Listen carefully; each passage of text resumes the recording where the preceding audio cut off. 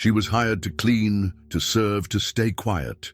For 17 years, Melanie Parker worked behind the velvet curtains of Charleston's elite. But when the little boy she raised like her own vanishes without a trace, and 3 knocks echo from behind a sealed fireplace, she realizes the truth may be hiding inside the very walls she's paid to ignore. Why is his room untouched? Why does his mother flinch at the mention of his name? And what secrets are buried beneath the marble floors of the Ashford estate? Stay with us, because what Melanie uncovers will shake a powerful family to its core and prove that even in silence, some voices refuse to be erased. The sound came when no one was listening. 3 dry, deliberate knocks. No rhythm, no echo, just impact, like a warning with no voice behind it. Melanie Parker froze mid-step in the hallway, one hand holding the edge of her cleaning apron, the other gripping the rail of the polished banister. The house was too still for a Sunday. Normally, by this hour, Sloane Ashford would be obsessing over fresh flower arrangements or barking orders about appetizers, and David Ashford would be on the back patio, pretending to read the Wall Street Journal while muttering calls to his lawyer. But today, nothing. No voices, just the deep, mute pressure of wealth pushing down on walls that looked cleaner than they should. Melanie turned toward the sound. The old office. She hadn't gone in there in weeks, not since Eli had left. That was the word they'd used. Left. As if a child that small could leave, as if he'd had a suitcase or a passport or a choice. Her pulse quickened. The knocks had come from the fireplace, sealed and unused for years. There was no reason for that noise, unless someone was inside, unless someone had never left at all. Melanie approached the office slowly, half expecting David or Sloane to appear and reprimand her for walking where she didn't belong. But the house held its breath, just like she did. When she stepped inside, the smell of old cedar and lemon polish greeted her like a memory.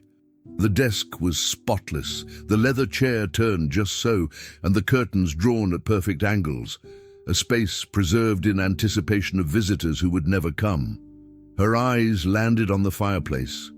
Stone, flat-faced, a relic sealed shut with white paint and brass trim.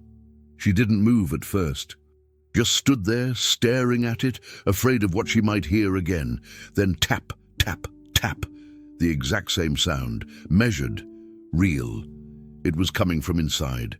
Her body reacted before her mind could catch up. She stepped closer, kneeling down, pressing her palm against the stone. It was cold, but not empty. She couldn't explain it, but something on the other side felt aware, and without thinking, she leaned in, placing her ear gently against the center slab. She expected to hear silence, or maybe the subtle shift of temperature, but what reached her instead was breath. Thin, shaking breath, and then a whisper so faint it could have been imagined. Mel.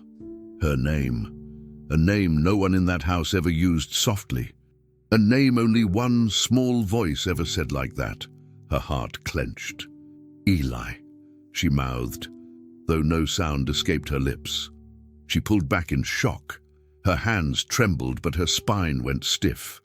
She stood, backing away from the fireplace with her eyes still locked on the stone, as if expecting it to open like a door. But nothing else came. No more knocks, no more whispers. Just that breath and that voice and that one word that cracked open the weeks of numbness she'd forced herself into. Eli had been gone for almost a month. The Ashfords had sent him to a prestigious boarding school in England. A legacy opportunity, Sloane had said, while David nodded, hand on his wife's waist like a campaign photo. No phone calls, no FaceTime, no letters. Melanie had believed it because what choice did she have? Belief was the currency of survival. But doubt had bloomed like rot ever since she found the untouched tray of cookies still waiting in his room, stale but sacred. Or the way his favorite hoodie, the one with the yellow fox ears, remained folded on his bed like it was waiting to be picked up. A child doesn't leave a house like that. He doesn't go quietly, especially not a boy like Eli, curious, anxious, always needing closure. He would have left something behind, a drawing, a note, a goodbye. And yet the room had remained a mausoleum of presence, not a goodbye, but a pause. Melanie had cleaned the room twice since then. Not because it needed it, but because she didn't know what else to do with her hands. The Ashfords avoided the room entirely. "It's better not to linger," Sloane had said, a chilled glass of white wine in hand. "It confuses the staff." Melanie had nodded, as she always did. But the more she obeyed, the louder the silence screamed. And now the silence was screaming through a wall. Her thoughts scrambled for rational explanations. Maybe a loose pipe, maybe an echo from the vents. But deep down, her gut knew better. She had been in too many homes, cleaned too many rooms, soaked in secrets. There were sounds that houses made, and there were sounds that people made. This was the latter, and if that was Eli, if he was really in there, then someone had lied. Not just about where he'd gone, but that he had gone at all. The realization pulled the air from her lungs like a vacuum. Her fingers reached for her phone, then stopped. What would she even say? Who would believe her? The Ashfords were untouchable in Charleston. Old money, old power. If Eli was hidden, it wasn't by accident.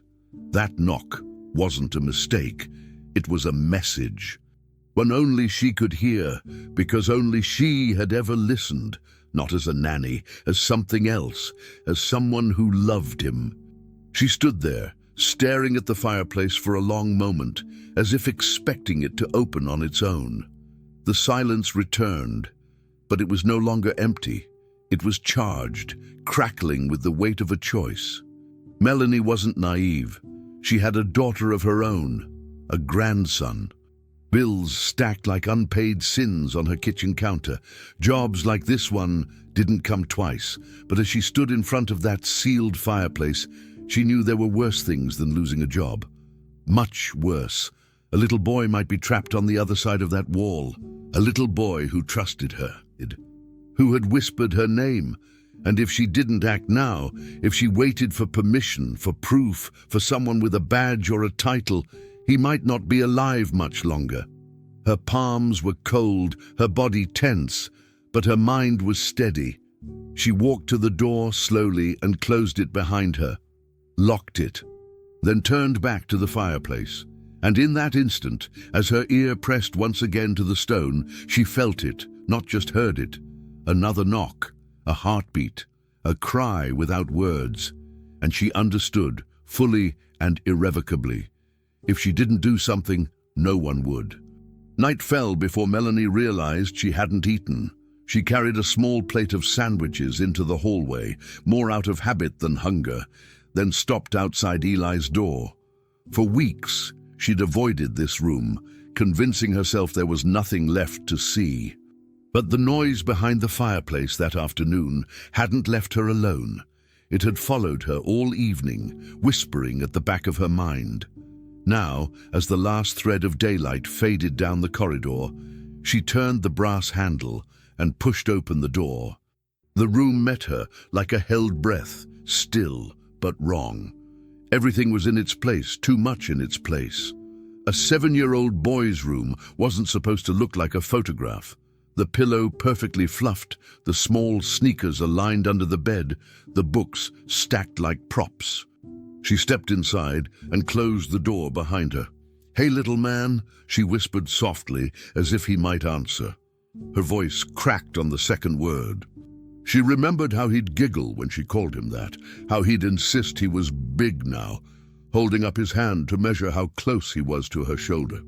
The silence now felt heavier than the air. Melanie sat on the edge of his bed and ran her fingers across the comforter, tracing invisible shapes, letting memories fill the gaps between the folds. She remembered the last morning she'd seen him, cereal half-eaten, backpack crooked, asking if she thought they'd let him take his toy fox to England. She'd laughed, said, "Of course they will. They have foxes there too." He'd smiled, missing one tooth, and said, "Then he won't be lonely." The words struck her now like glass in her chest. If he had really left, why had Sloane refused to let her pack his things? Why had the travel suitcase stayed in the closet, still zipped? Melanie rose and opened it again. Empty, just like before. No boarding passes, no folded shirts, no sign of travel. Her gaze caught on the small pajamas draped neatly over the back of the chair, the blue ones with faded rockets on the knees. "You didn't even change that night, did you?" she murmured. She pressed the fabric to her face and inhaled without thinking. It still smelled faintly like him, like soap and apple shampoo and safety. She lowered it slowly, fighting back tears she didn't have the time or permission to cry. As she walked toward his bookshelf, her hand brushed against the row of storybooks she used to read aloud before bedtime. The Velveteen Rabbit, Goodnight Moon, Where the Wild Things Are. Her fingers paused on the last one, the one he'd loved most. She pulled it out. A small rustle broke the stillness. Something slipped from between the pages and fluttered to the floor. Melanie crouched down. It was a piece of notebook paper, folded twice and stained on the corner as if held by nervous fingers. Her stomach clenched as she opened it. The handwriting was unmistakable, childish, slanted, letters uneven but certain. "Auntie Mel, if you found this, it means I'm close." She read it again and again, the words sinking deeper each time. Her breath stuttered. She sat back on her heels, staring at the paper, as if it might dissolve. Her mind spun, trying to explain it. Maybe he'd written it before leaving, a game, a goodbye, but the ink was fresh. The edge of the page was torn unevenly, like something ripped in haste. He had written this here, recently, which meant he hadn't gone anywhere. The floor creaked behind her. Melanie turned sharply, her pulse jumping, but it was only the curtain shifting slightly in the draft. She stayed crouched, clutching the note.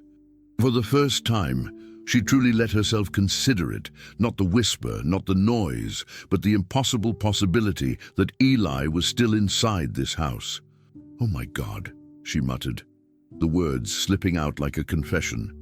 Her mind flashed back to Sloane's thin smile the morning after Eli's departure, her perfectly timed tears at brunch when the neighbors asked about him. "He's adapting so well," Sloane had said, glancing toward David for confirmation. And David, ever the politician, had nodded smoothly, adding, "We get letters every week." Melanie had believed it, because she'd wanted to. Because disbelief was dangerous when you depended on people like them. Now that illusion shattered under the weight of a few blue ink words from a boy who trusted her more than anyone. She looked toward the hallway as if expecting to see Sloane standing there, watching. No one. Just the distant hum of the refrigerator downstairs and her heart racing in her ears. She moved quietly to the dresser, searching for more clues. Something, anything. Beneath a stack of socks, she found a half-eaten pack of gummy bears. She remembered Eli hiding them, afraid Sloane would call them junk. She smiled sadly and whispered, "You little rebel." Then her eyes drifted to the bedside table drawer. Inside, she found a drawing, a house with too many windows, a stick figure boy behind one of them, and the same fox toy sitting outside. The child had scribbled a sun over the roof, but the rays ended abruptly, half-colored, as if interrupted. She flipped the paper over. In the corner, Eli had written his name, and then, beneath it, "Don't tell."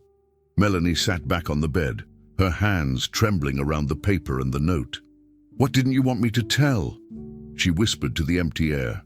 Her body shook with frustration and fear, two emotions that always came together when you realized truth had been staring at you all along and you'd been too afraid to look. She turned off the lamp, needing the cover of darkness to think clearly. Sitting in the dim light from the hallway, she reread the note once more. "If you found this, it means I'm close." The word "close" stuck in her mind, heavy and electric. Not "I love you," not "goodbye," but "close." That was a message, not a farewell. Melanie folded the paper carefully and slid it into her pocket. "You're close, sweetheart," she murmured, "and I'm going to find you." She stood, looking one last time at the small pajamas, the empty suitcase, the untouched toys. Every item now felt like a clue, a breadcrumb trail left by small, desperate hands. The room wasn't empty. It was waiting for someone to listen. And now, for the first time, someone finally was. The night pressed gently against the window, but Melanie didn't notice.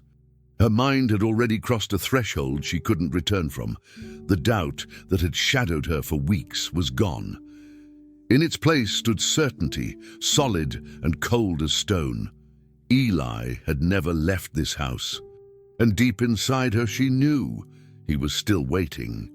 It started with little things, glimpses at the edges of routine. At first, Melanie thought she was imagining it. Roberto, the Ashfords' longtime driver, was always courteous, always on time, and always just following orders. But in recent weeks he had begun entering through the garage after hours, long past the end of his usual shifts. She noticed it while tidying the kitchen late one night, his keys jingling softly, his boots moving quickly through the tile corridor, always carrying the same thing, plain cardboard boxes, no labels, no return address, always sealed with thick black tape. He never brought them upstairs, never asked for help, and they always vanished into the West Wing, into that locked corridor no one was allowed to enter since the so-called renovation began. It didn't sit right with Melanie. She had worked in more homes than she could count, and in every one she had learned this truth: staff notice everything. And when staff start looking away on purpose, something's wrong. One evening, she caught Roberto in the garage after midnight. He jumped when she appeared and stammered about a delivery mistake, but she saw the panic in his eyes. He was hiding something, and worse, he was scared. Sloane, meanwhile, became a porcelain wall. Ever since Eli left, she floated through the mansion like a curated ghost. Her hair was always perfect, her perfume soft and deliberate, her expressions fixed like those of a senator's wife in a magazine spread. But she never once brought up her son. Not a mention, not a sigh, not a single misplaced toy picked up with absent-minded tenderness. Melanie watched her carefully. How she stiffened when the boy's name surfaced in conversation, how her smile tightened like elastic stretched too thin. One afternoon, as they folded linens in the laundry room, Melanie took a risk. "Have you heard from Eli this week?" she asked, keeping her voice low and gentle, like a question asked from genuine care. Sloane didn't flinch. She placed a towel down with surgical precision, turned to Melanie with a razor-thin smile and said, "It's better not to involve yourself in family matters, Melanie." The words weren't loud. They didn't have to be. The threat was in the absence of emotion, in the way her voice was steady, dispassionate, like someone warning you not to touch a stove that had burned others before. Melanie said nothing more, but inside her, something snapped. The house, however, was louder than Sloane. Its silence had turned theatrical, too clean, too arranged, too managed. The locked corridor became an obsession, but it wasn't just about locked doors. It was about what the house withheld. During a routine cleaning in the laundry room, Melanie tugged a jammed drawer that hadn't opened in weeks. It gave way suddenly, and something fell behind it with a thud. She moved the washer, crouched, and reached into the darkness. Her fingers brushed paper, thin, leather-bound, fragile, a journal. Dusty. She flipped it open. The handwriting was tight, neat, nervous. Marianne, head housekeeper, 2009-2023. Melanie remembered her, the last woman to hold her job, the one who quit unexpectedly just weeks before Eli's disappearance. The journal was filled with daily routines, shopping lists, random notes about guests and schedules, but near the end, the entries changed. They became short, paranoid. One simply read, "Don't open the hatch." Another, "David doesn't know what she's done." But one, written in red ink and underlined 3 times, stopped Melanie cold. The door is not in the floor, it's in the wall. She read the sentence again, her hands trembling slightly. The door is not in the floor, it's in the wall. It felt like a riddle and a confession wrapped into one. She closed the journal slowly, the implications sinking in like cement. All this time, she'd imagined the bunker as some hatch beneath the mansion, hidden beneath floorboards or a trapdoor. But Marianne's words reframed everything. A wall, a hidden wall. And then, like a domino falling in her mind, she remembered the old blueprints of the house that she'd once glimpsed in David's office. How the west wing seemed too shallow, how the hallway ended in a blank space. What if the door was there all along, not beneath their feet, but behind their backs? Her thoughts spiraled. Marianne must have found something, must have gotten too close, and then she disappeared, just like Eli. Melanie stared at the journal, now tucked in her lap like an illegal artifact. She could feel her own heartbeat in her fingertips. Someone had tried to speak.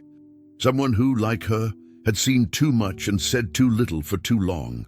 She took the journal back to her room and reread the final entries, searching for more clues, patterns, names. But everything after that wall reference was blank, as if the words had simply stopped. Had she run out of time? Had someone made her stop? Melanie lay in bed, holding the journal like it could speak if she listened long enough. That phrase echoed in her chest. The door is not in the floor, it's in the wall. It was more than a clue. It was a challenge. And now, Melanie realized she couldn't walk away. Not after this. If she did, she'd be no better than the others who pretended not to see. She had been silent for too long, out of fear, out of survival. But Eli was still somewhere in that house. And someone had died, or been disappeared, for trying to bring that truth to light. If she was next, so be it. But at least she'd die doing something that mattered. She stood and locked her door, then hid the journal beneath a floorboard under her bed. It was hers now, her map, her proof. And as she sat back on the mattress, staring into the darkness, Melanie finally understood what the silence of the Ashford mansion had always meant. It wasn't absence. It was protection. For secrets, for crimes, for people with too much money and too little soul. But that silence had been broken now. The boxes Roberto carried, the way Sloane smiled when she threatened, the note Eli left. And now, this journal, this whisper from a woman who'd vanished. All of it pointed to the same truth, waiting in the walls. Melanie clutched the final entry like a lifeline, repeating it under her breath as if the phrase could summon courage. The door is not in the floor, it's in the wall. And in her bones she knew this wasn't just a clue. It was a password. It was nearly 2 a.m. when Melanie slipped from her bed, shoes in hand, and moved through the dark hallway with the quiet certainty of someone who had already decided there was no turning back. The house slept heavily. Every light off, every door closed, every lie tucked in for the night. She knew the risks, knew that if anyone caught her wandering the West Wing at this hour, she could be fired, arrested, or worse. But none of that mattered anymore. The journal's words had been burned into her mind. The door is not in the floor. It's in the wall. She repeated it like a prayer as she stepped into David's old study and quietly shut the door behind her. Her eyes scanned the wall behind the fireplace. Wooden panels, perfectly fitted, seamless.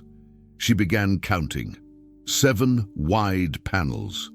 The journal said nothing about numbers, but instinct told her the house hid things in plain sight.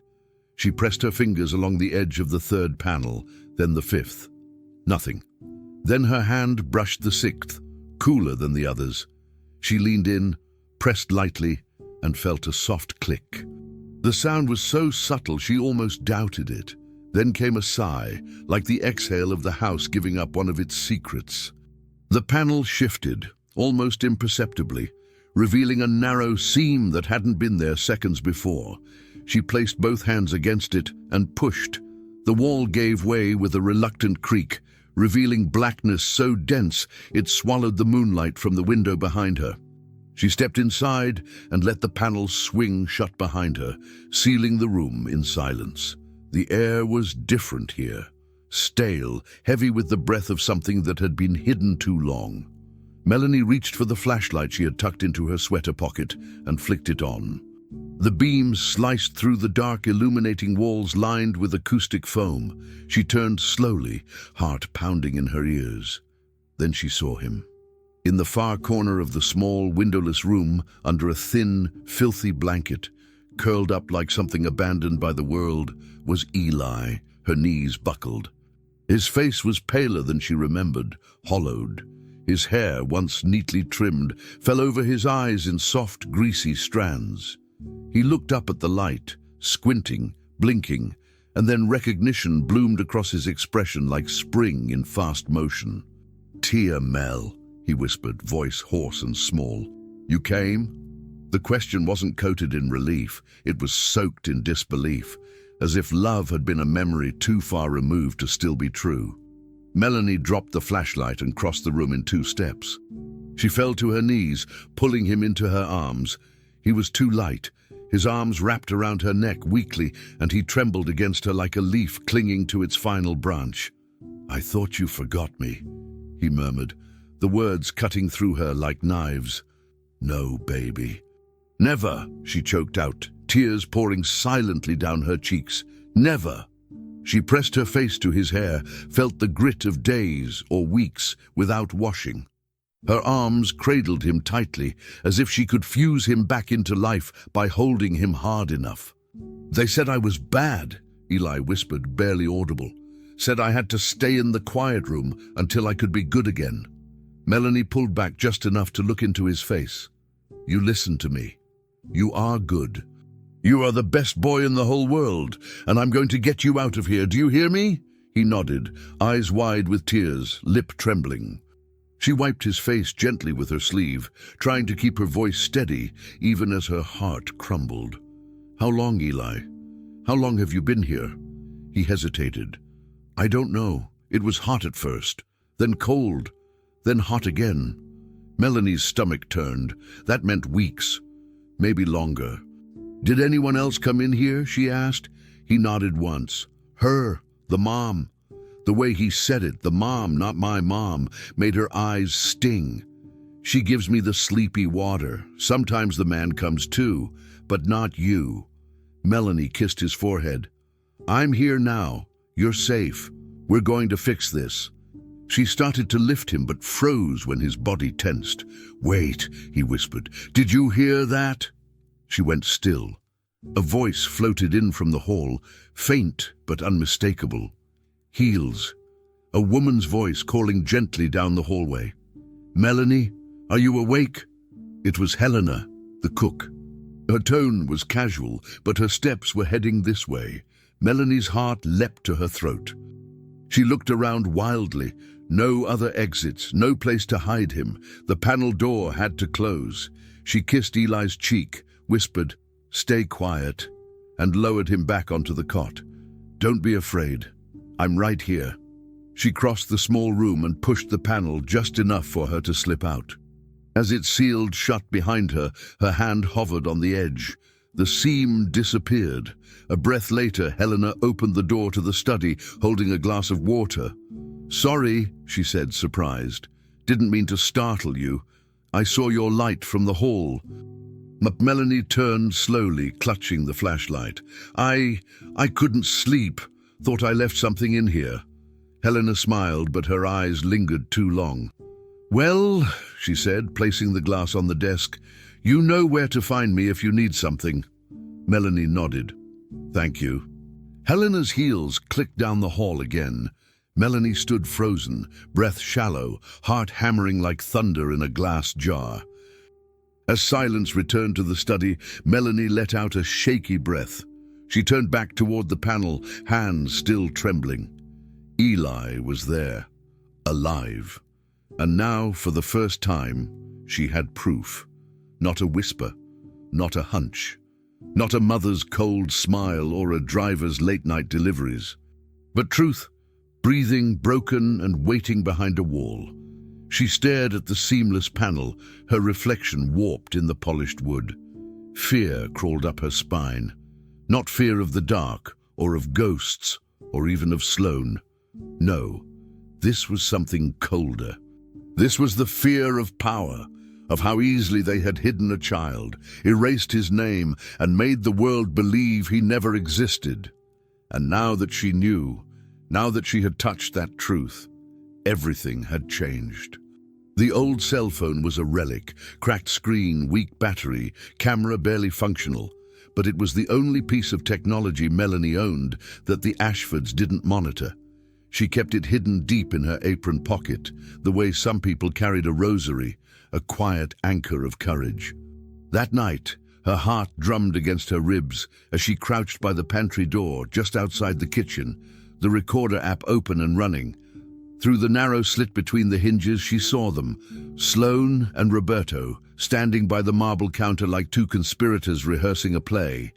"He needs another dose tonight," Sloane said, her voice even unbothered. "Half the amount this time. We can't risk him waking too early again." Roberto nodded nervously, wringing his hands. "He asked for water," he whispered. "He said his head hurt." Sloane shot him a look so sharp it froze him mid-sentence. "Then you remind him he doesn't speak unless spoken to. Do you understand?" Melanie bit her tongue to keep from gasping. Her hands shook, the phone almost slipping. Sloane's tone softened, but only in pitch. "After the honeymoon, it all ends. The boy disappears. The papers will be in order by then." Roberto hesitated. "And his father?" Sloane smiled, a thin, satisfied curve. "David believes what he's told. Always has." Melanie pressed the phone closer to the door, desperate to catch every word. Sloane leaned over the counter, unfolding a folder. "These," she continued, "are the travel documents, boarding passes, a letter from the school in London confirming enrollment. All forged, of course. I had them notarized through Franklin." Roberto frowned. "The lawyer? Who else?" she replied. "He's been laundering Ashford money for decades. A few falsified documents won't disturb his sleep."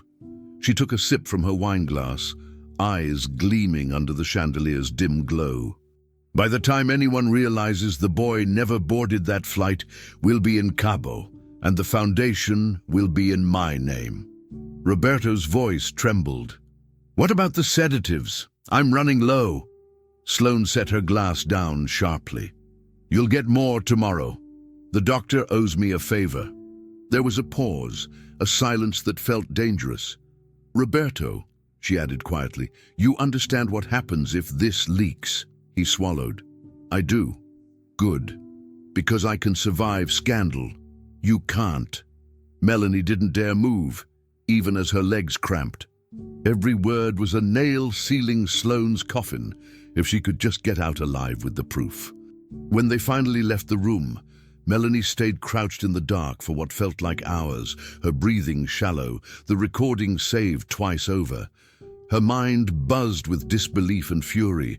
She had suspected cruelty, manipulation, but not this. Drugging a child, faking his disappearance, planning an escape. It was monstrous, and yet Sloane had spoken as if it was simply business. Melanie stepped out, her knees aching, and slipped the phone back into her apron.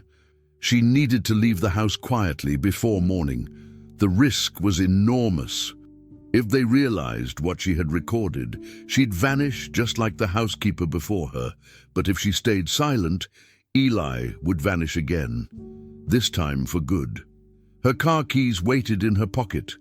Her coat hung near the door. Every instinct screamed at her to run, but she couldn't leave without ensuring he'd be safe. So she crept toward the front hall, eyes scanning every corner, the echo of Sloane's last words replaying in her mind. "After the honeymoon, it all ends." She whispered to herself, "Not if I can help it." By dawn, Melanie was parked in front of a low brick building on the edge of Charleston, the downtown precinct. The rising sun painted the windows in pale orange, but the station looked tired, its paint peeling, its flag limp. She hesitated before stepping out. The elites of the city owned everything, businesses, courts, and too often the truth.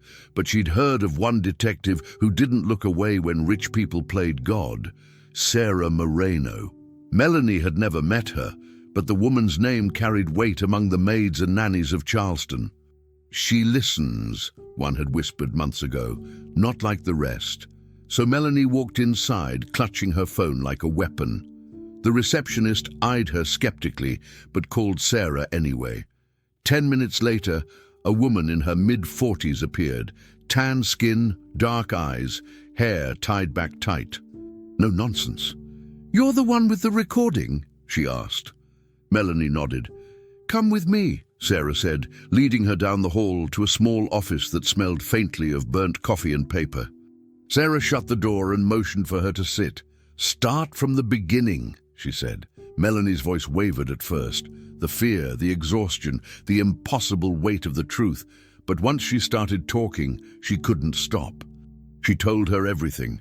The noises behind the wall, Eli's note, the secret room, the journal, the sedatives, the conversation. Sarah listened without interrupting, leaning forward, elbows on her knees, gaze sharp but not unkind. When Melanie finally played the audio, the detective's face went still. The recording was clear: Sloane's measured cruelty, Roberto's nervous compliance, the talk of drugs and forged papers. When it ended, Sarah didn't speak. She replayed it once, then again. Each time, her jaw tightened a little more. Finally, she looked up. "You understand what this means," she said softly. "You're accusing a senator's family of kidnapping, fraud, and attempted murder." Melanie swallowed hard. "I'm not accusing anyone. I'm showing you." Sarah studied her for a long moment before leaning back. "You've got guts. I'll give you that." The room felt heavier after that. Sarah rubbed her temples. "I've been in this city for 20 years, she said, "and let me tell you something, Ms. Parker. People like the Ashfords don't face consequences. They pay for silence, and everyone sells." Melanie leaned forward. "I'm not for sale." Sarah's lips twitched. Not quite a smile, but close. "You say that now, but once this gets out, they'll come after you. You'll lose your job, your reputation. You might lose more than that." Melanie didn't flinch. "He's just a child," she said. "He didn't do anything wrong." Sarah looked at her, really looked at her, and in that shared stillness, something unspoken passed between them. Two women, both invisible in their own ways, facing a system designed to pretend they weren't there. Sarah finally spoke. "You have to be ready to face people who've never been told no in their lives. Are you ready for that?" Melanie didn't answer. She didn't need to. The look in her eyes, steady, defiant, quietly burning, said everything. When Sarah finally exhaled, it wasn't relief, it was resolve. She reached across the desk and switched off the recorder on her laptop. "All right," she said, "then let's make sure this voice of yours, the one no one's wanted to hear, gets louder than theirs." Melanie nodded, her throat tight but her heart unshaken. She wasn't naive. She knew what came next would be dangerous. But she also knew that silence was a luxury she no longer had. As she stood to leave, Sarah stopped her with a question. "Do you still have the journal?" Melanie hesitated. "Yes." "Hidden."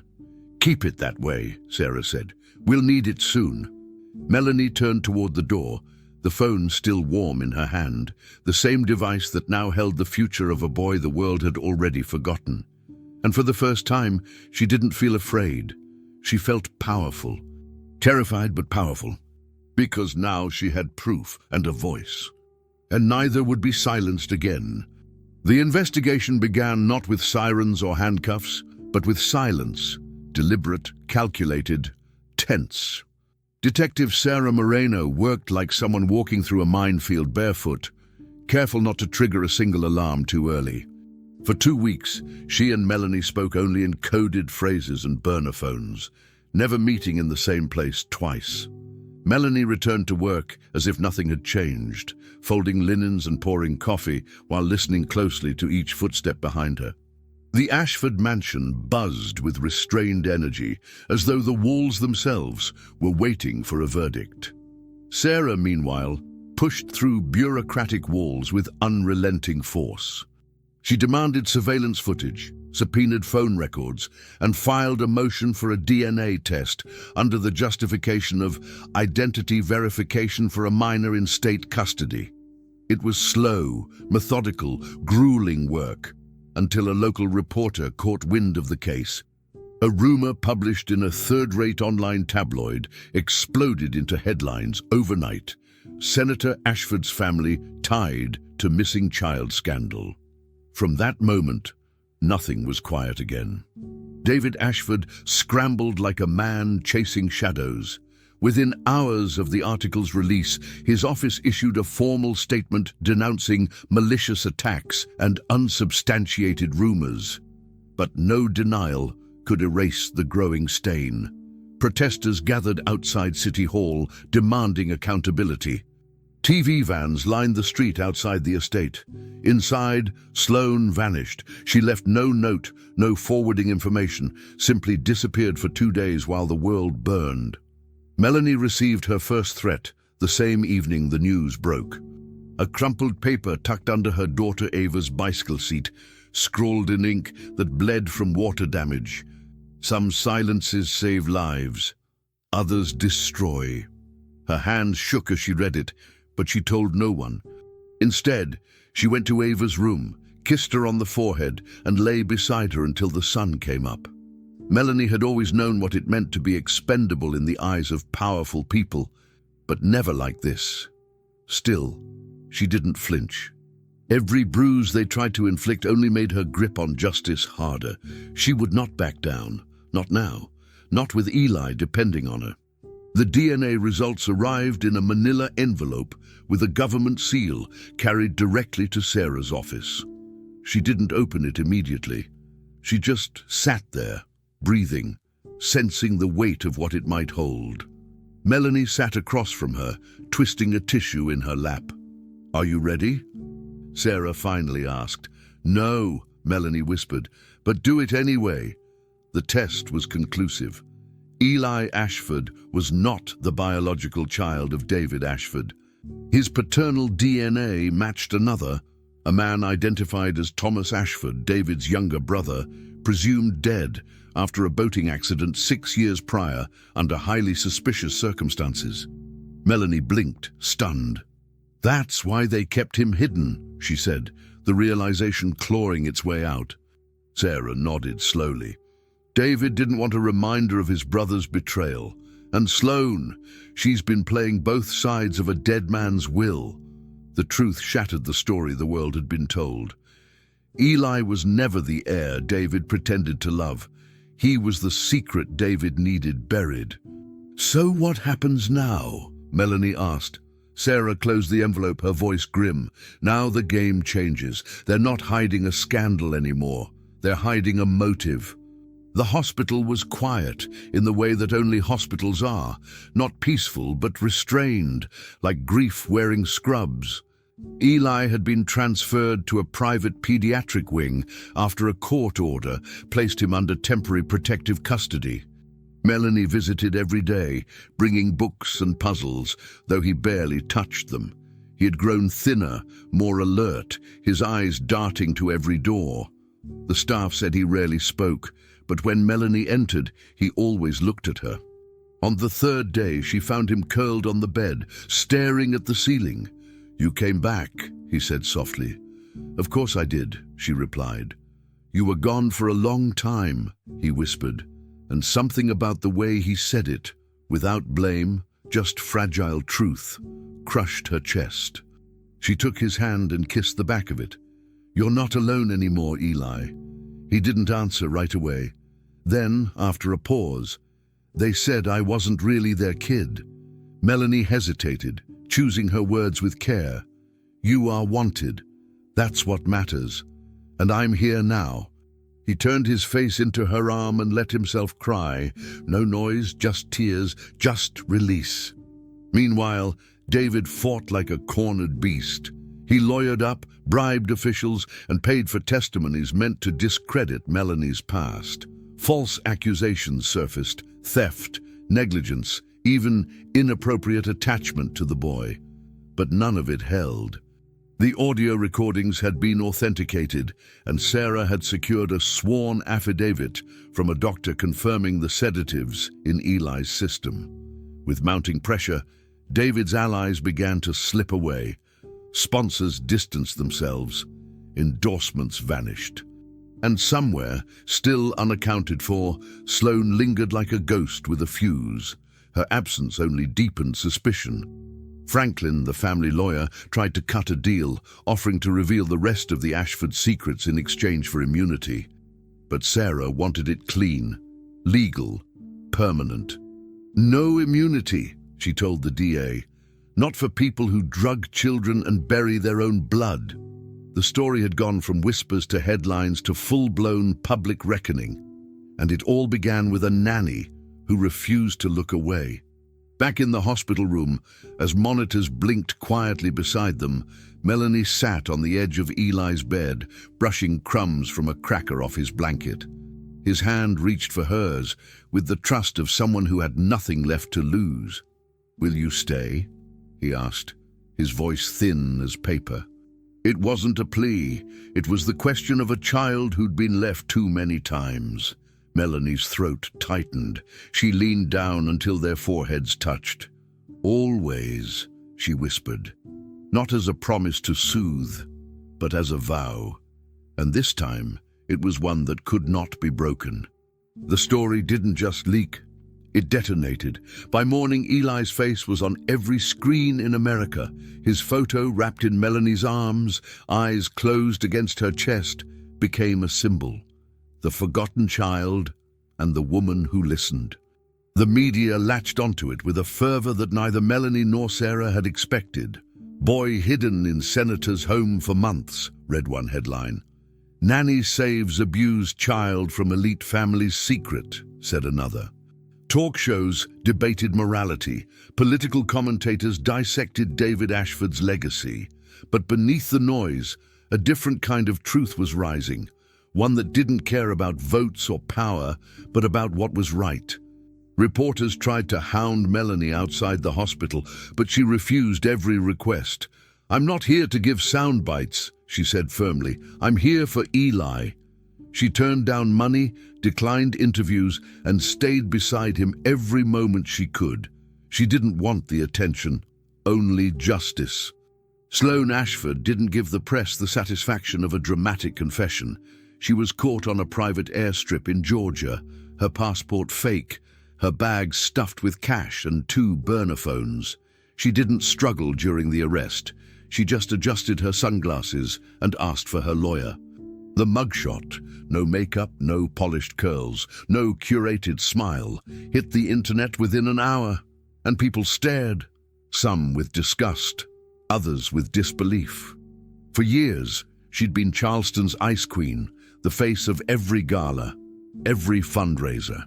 Now, stripped of her mask, she was simply a woman who locked up a child. David Ashford, meanwhile, held a press conference on the steps of his estate, flanked by legal advisors. "I was unaware," he said flatly. "My wife acted without my knowledge or consent." But the footage, the receipts, the phone records, they said otherwise. Public opinion, once his playground, turned on him with brutal speed. Allies vanished, donors went silent, and beneath it all, Melanie watched it unfold, not with glee, but with quiet resolve. She hadn't done any of this for revenge. She'd done it for Eli. The courtroom was colder than Melanie had expected, not in temperature, but in energy. It was the kind of place where power tried to masquerade as justice. She walked in, wearing the only blazer she owned, her hands trembling slightly despite herself. Sarah was already there, seated toward the back, giving her a single nod of encouragement. Melanie stepped up to the witness stand when called, passed the oath with steady hands, and met the eyes of the judge. "State your name," the attorney prompted. "Melanie Parker," she said. "Occupation?" "Domestic worker, childcare provider." There was a pause. "How long did you work for the Ashford family?" 5 years. Then came the questions that mattered. What did she see? What did she hear? Why did she act? And finally, the one that landed hardest. "Why did you stay?" Melanie inhaled slowly. Her throat tightened. "Because I was paid to take care of him," she said, her voice steady, clear. "But what made me stay was love." The silence that followed wasn't cold, it was reverent. For once, people were listening. Outside, the reaction was immediate. People wept, strangers embraced. Online, hashtags trended in her name. Melanie the Brave, Believe the Nanny, Justice for Eli. But Melanie stayed away from the noise. She didn't tweet, didn't scroll. She went home, changed into her softest sweater, and sat beside Ava while her daughter did homework. She didn't want to be a symbol. She wanted to cook dinner in peace, to know Eli was sleeping somewhere safe, to stop jumping every time the doorbell rang. But peace wouldn't come so quickly. The attention brought complications. News vans outside her building, neighbors suddenly interested in her life, old employers offering apologies too late. "You okay, Ma?" Ava asked one evening. Melanie looked at her daughter, strong, smart, watching the world with open eyes, and smiled gently. "I'm getting there," she said. It wasn't a lie, just a process. Sarah Moreno, watching from the back of the courtroom, didn't clap or cheer. She just let her fingers rest on her lap and allowed herself a quiet smile. She'd seen too many women like Melanie overlooked, dismissed, reduced to background noise. But not this time. This time, a woman who had always cleaned up other people's messes stood in front of a judge and rewrote her own story. Later, Sarah would tell her, "You know, they'll want to name a community center after you." Melanie laughed, the sound quick and tired. "Let them name it after Eli," she replied. "He's the one who matters." And she meant it, because despite everything, the headlines, the cameras, the chaos, Melanie's focus never shifted. Her eyes never left the boy who needed her most. Back on the witness stand, Melanie wiped a tear from her cheek as she stepped down. She didn't want the spotlight, but she understood its power now. If standing there meant Eli would be heard, then it was worth it. As she passed Sarah on her way out, their eyes met. No words were exchanged, but volumes were understood. In that moment, Melanie wasn't just a nanny or a witness or a symbol. She was the center. The world, once blind, was now watching. But Melanie didn't want their gaze. She wanted peace. She wanted justice. And most of all, she wanted a real second chance for Eli, a chance to grow without fear, to sleep without nightmares, and to believe finally that love meant staying. 6 months had passed, and the Ashford estate now stood hollow, its windows dark, its grand gates locked by rusted chains. The name that once carried influence now bore shame, whispered like a ghost story behind closed doors. But none of that mattered anymore to Melanie Parker. She hadn't driven past that street since the court's final hearing. Her life had moved on, not into luxury, but into something infinitely more valuable: safety, honesty, and mornings without fear. She and Eli now lived in a modest yellow house just outside Charleston, with a crooked mailbox and a narrow path of chalk drawings that stretched from the porch to the sidewalk. It was nothing like the marble halls he had once been hidden behind, and that was exactly why he loved it. Every morning she packed his lunch, double-knotting his shoelaces as he rattled off what his teacher had promised for show and tell. There were no whispers of lies in the hallway anymore, only the sound of sneakers against tile and the occasional "Ms. Parker, Eli drew this for you." He smiled differently now, not like a child trying to earn permission to exist, but like one who believed he was finally allowed to. Melanie's life had grown quieter, though not less purposeful. She took on a part-time role at the newly renamed Center for Child Voices, a space built from donations that poured in after the case went national. She didn't want to be the face of anything, but when they asked her to lead a small support group for caregivers, mostly immigrant women, black women, grandmothers and aunts who cleaned other people's homes while raising children not their own, she said yes without hesitation. She sat in the folding chair circle every Tuesday at 4:30, hands wrapped around a warm cup of peppermint tea, listening more than speaking. "Sometimes," one woman had said last week, "the only thing harder than telling the truth is knowing someone will hear it." Melanie had nodded. Not all victories came with headlines. Some came with stories whispered between tired women with cracked hands and open hearts.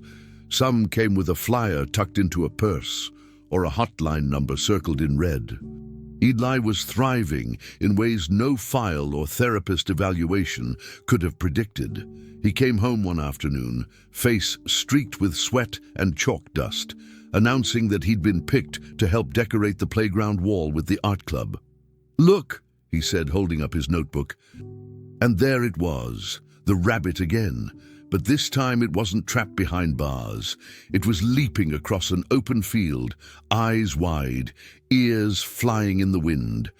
Above it, written in shaky but determined handwriting, were the words, "I am not a secret." Melanie ran her hand over the page, nodding slowly. "You're not," she said. "You never were." He asked if she could tape it inside his school folder so he wouldn't forget. She said, of course. Some days were still hard. Sometimes he cried when thunder rolled or flinched when he heard a door slam too loud. But each time, she was there. Not just present, with him, holding space, holding him. And that, he was beginning to understand, was what family meant. Then came the envelope. It was thicker than usual, addressed in formal print, with the county's seal in the corner. Melanie already knew what it was, but her hands still trembled slightly as she opened it. The judge's letter was short, but the stamp at the bottom and the single word "approved" made her throat tighten. She sat there for a moment, the letter open in her lap, before calling out toward the backyard. "Eli!" she shouted. "Come here, baby!" He came sprinting through the back door a second later, backpack bouncing, hands stained blue and green from sidewalk chalk. "What is it?" he asked, out of breath. She held up the letter, lips trembling as her eyes filled. "It's done." He blinked. "You mean, it's official?" She smiled, pulling him into a tight hug, burying her face into his dusty hair. "Now it's forever," she whispered. He didn't say anything at first, just squeezed her tighter. Then he looked up and asked, "Can I still call you Tia Mel?" She laughed through her tears. "You can call me whatever you want, baby. I'm yours." That night, after dinner and homework and 2 rounds of just one more story, Eli finally fell asleep. Melanie stayed beside him for a while, her fingers lightly brushing the back of his hand as he dreamed. Then, quietly, she got up and walked down the hallway to his room. She didn't turn on the light. She didn't need to. On the door frame, written in thick black Sharpie, was his name, Eli. She had written it by hand the day they moved in, shaky but proud. Beneath it, she'd left space for another name, if he ever wanted one. She reached out, tracing the letters with her fingertips, letting herself feel the truth of them. This room was his. This life was his.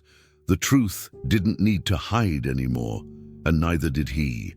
The Ashford house was gone from their lives, swallowed by ivy and silence. But the silence in this home was different. It wasn't fear. It wasn't secrecy. It was peace. It was safety. It was the quiet that comes after truth has spoken and been heard. Melanie walked back to her room, the soft click of the door behind her sealing a chapter long overdue, and as Eli slept, wrapped in blankets that smelled of lavender and home, she exhaled for the first time in years. The truth lived here now, and the silence finally was allowed to rest. What begins as a routine Sunday in a wealthy Charleston mansion soon unravels into a haunting mystery when a devoted black caregiver hears something no one else wants to believe. 3 knocks from behind a sealed fireplace. As she follows the whispers of a missing boy, the walls around a powerful southern family begin to crack. What unfolds is a gripping tale of hidden truths, quiet heroism, and a love that refuses to be silenced. Witness how one woman's courage brings light to the shadows and reshapes the future of a child who was never meant to disappear. Share your thoughts in the comments. How would you react in such a moment of courage? Don't forget to like this video and subscribe on our channel for more inspiring stories that touch the heart and remind us of the good in humanity.